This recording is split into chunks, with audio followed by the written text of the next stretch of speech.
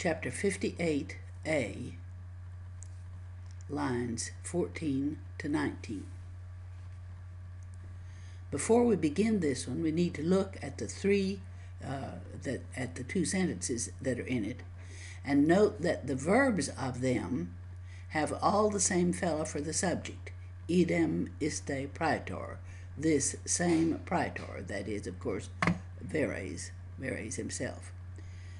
For this first sentence, he is the subject of the last two verbs, almost the last words in the sentence.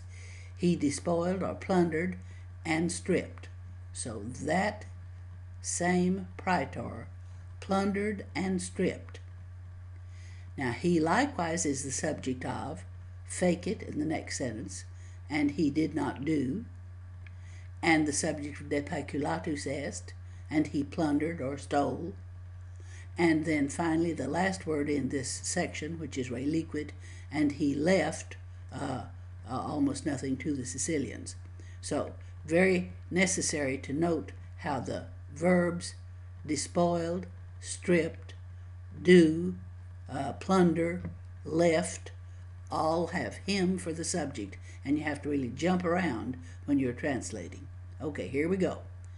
That same praetor despoiled and stripped all the most ancient monuments, partly ones of the wealthiest kings, which they wanted to be for an ornament to the cities, partly also those of our governors or generals, which as victors they either gave or returned to the civilian cities.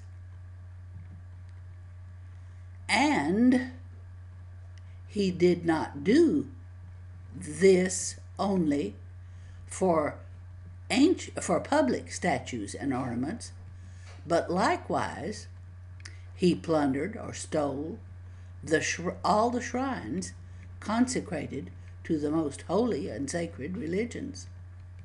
Finally, he left no god, that is, statue, he left no god for the Sicilians, which seemed to him a little more carefully made and in antique style.